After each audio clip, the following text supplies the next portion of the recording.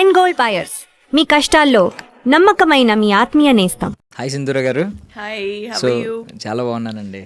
Thanks for inviting me here. So మేము కూడా మీ regular soap star, మాకు అప్పుడు మేము రెగ్యులర్గా చూసేవాళ్ళం. గంగతో రాంబాబు సీరియల్, గంగా క్యారెక్టర్ బాగా బాగుండేవారు. ఎప్పుడు ఎలా ఉన్నారు, ఇప్పుడు అలాగే ఉన్నారు. కొంచెం చబ్బి అయ్యారు బట్ సేమ్ ఉన్నారు. సో ఎలా ఉందండి life? Life going good by god's grace. చాలా బాగుంది, ఎంజాయ్ చేస్తున్నా లైఫ్. అంటే లివింగ్ టు మై ఫుల్, అంతే.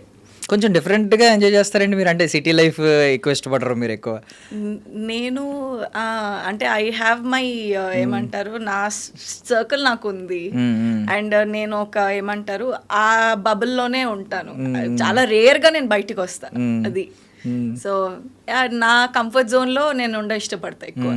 నాకు అవుట్ ఆఫ్ కంఫర్ట్ జోన్ ఎప్పుడైనా అనిపించింది అంటే I couldn't take it. So నా పర్సనాలిటీ కొంచెం అలాంటిదే. సో ఏంటి ఒట్టి చేతులతో వచ్చారు? యాక్చువల్లీ అన్నపూర్ణ క్యాటరింగ్ నుంచి ఏమన్నా తీసుకొస్తారు అనుకున్నాను. ఓ షెడ్, మీరు ముందే చెప్పుంటే తెచ్చేదాన్ని.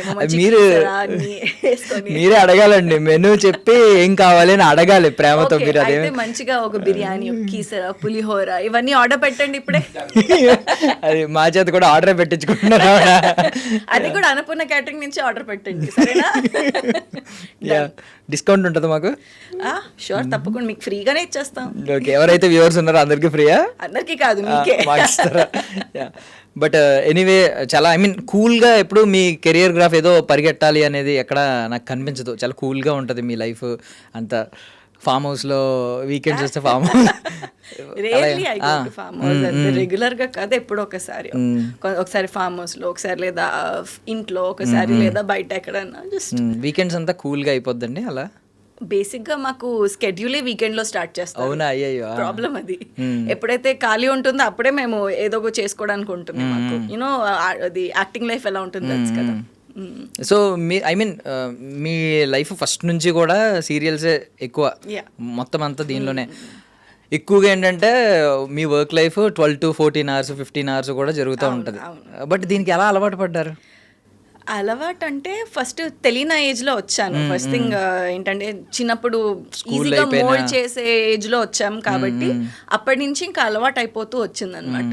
సడన్ గా వచ్చి అంతంతసేపు అంటే చాలా మందికి ఇబ్బందే ఉంటుంది. బట్ మేబీ నేను ఆ ఏజ్ నుంచి వచ్చాను కాబట్టి నాకు కొంచెం ఈజీ అయిపోయింది, అంటే అలవాటు అయిపోయింది. చాలా మినిమల్ మేకప్ లేకుండా నార్మల్ గా వచ్చినట్టు వచ్చారు. అంటే మేకప్ అంటే ఏమన్నా కొంచెం ఆ హేట్రెడ్ పెరిగిందా వేసి మార్నింగ్ నుంచి నైట్ వరకు? నో, అలా ఏం లేదు. బట్ నాకు స్కిన్ కి నేను ఎక్కువగా ఈవెన్ షూటింగ్ లో మీరు చూస్తే కానీ అదేం పెద్ద మేకప్ కాదు, జస్ట్ ఒక లేయర్ ఫౌండేషన్ ఉంటుంది అంతే. నార్మల్ బేస్ వేయాలి కాబట్టి ఒక బేస్ లైట్ గా వేసేస్తాను, ఐ లైనర్ పెట్టేస్తాను అంతే. షూట్ లో కూడా అంతే, ఇక్కడ బయట కూడా అంతే. బయట అయితే ఆ బేస్ కూడా ఉండదు, ఓన్లీ మాయిశ్చరైజర్ రాసి జస్ట్ లిప్స్టిక్ పెట్టేస్తా. That's how I am. Okay. So నాన్నగారు ఒకవేళ జర్నలిస్ట్ కాక ఈ ఫీల్డే కాకపోయి ఉంటే, ఆయన తర్వాత ప్రొడ్యూసర్గా డైరెక్టర్గా మారకపోయి ఉంటే మీరు ఇటువైపు వచ్చేవారా?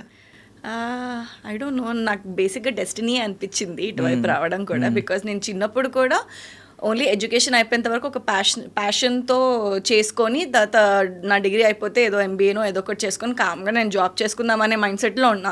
బట్ ఇంకా అలా అలా అలా అలా పుడిపోయాను అనమాట ఇందులో. ఓకే. సో ఈ మధ్య ఒక మీమ్ ఒకటి ట్రెండ్ అవుతుందండి. ఈ పెద్ద సినిమా వచ్చినప్పటి నుంచి పుడతామా ఏంటి, మళ్ళీ ఏదో ఒకటి చేద్దాం అని చెప్పి. పుట్టాం కాబట్టి ఈ భూమి మీద ఉన్నప్పుడు ఏదో ఒకటి చేసేద్దాం అంటున్నారు. మీకు అలా ఏమన్నా ఒక ఫ్యాంటసీ ఏదైనా మిగిలిపోయిందా? ఒక కోరిక కానీ, ఒక డ్రీమ్ మిగిలిపోయి ఒక 3 షేర్ చేసుకుంటారు మాతో. అంటే నాకంటూ ఒక సెల్ఫ్ బిజినెస్ అంటూ స్టార్ట్ చేద్దాము అని ఉంది. ఫస్ట్ నేను అది మా నాన్నగారు ఏమంటారు జర్నలిస్ట్ సైడ్ ఉన్నారు కాబట్టి ఈ also has S Telemedia communications production company ఉంది. అది నేను టేక్ ఓవర్ చేద్దాం అనుకున్నా, అక్కడ ఆగిపోయింది. దాని తర్వాత మళ్ళీ ఏదో బిజినెస్ స్టార్ట్ చేద్దాం అనుకున్నా, ఇంకా అది అనుకుంటూనే ఉన్నా. అది ఎప్పుడు స్టార్ట్ అవుతుందో చూడాలి. సో అలా అలా ఏదో ఒకటి చిన్న చిన్న ఉన్నాయి.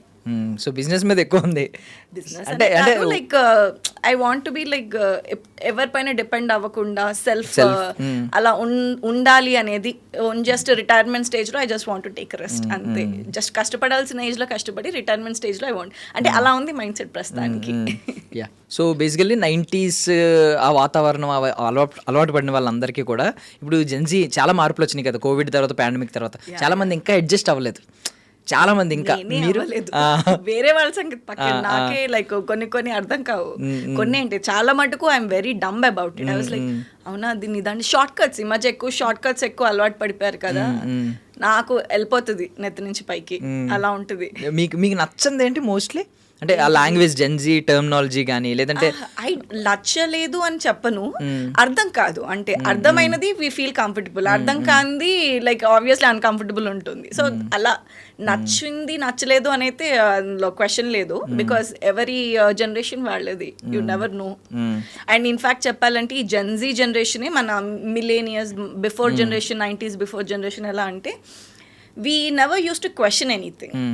గుడ్డిగా ఈవెన్ స్కూల్ బుక్స్లో కూడా ఏంటి ఇప్పుడు ఈ పలానా వీళ్ళని కొట్టాడు, పలానా ఇలా చేశాడు, ఎందుకు చేశాడు ఏంటి మనం పట్టించుకోం. మనం నార్మల్గా ఓకే చదివిపిస్తున్నారు, అదే బట్టి ఎగ్జామ్ రాసి. ఇప్పుడు జెన్సీస్ అలా లేరు, ఎందుకు కొట్టాడు, వాడికి ఏం అవసరం వచ్చింది, ఏం పని పట్టలేదా, ఇవన్నీ క్వశ్చన్స్ అన్ని తీసి ఏమంటారు పోస్ట్ మార్టం చేస్తారనమాట. ఈవెన్ నాట్ ఓన్లీ దేర్, కాకపోతే అది కొంచెం ఎక్స్ట్రీమ్ లెవెల్లో ఉంది, అదొకటే.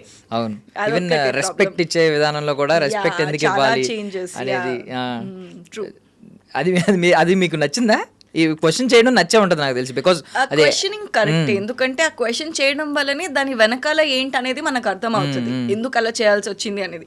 మనకి ఏంటి అది ఆ క్వశ్చనింగ్ చేయకుండా జస్ట్ బట్టి ఇలా చేశాడు అంతే అప్పచెప్పేవాళ్ళం. అక్కడ వరకు బానే ఉంది, కానీ ఓవర్ క్వశ్చనింగ్ కొంచెం. అండ్ ఇప్పుడు అది మిస్టర్ పర్ఫెక్ట్ సినిమాలో ఒక డైలాగ్ ఉంది కదా, ఎదగాలంటే వంగాలి, లొంగాలి అంటే నేను నమ్మను, మన దగ్గర మ్యాటర్. ఇప్పుడు మోస్ట్లీ జెన్జీ అంతా అదే బిలీవ్ చేస్తుంది.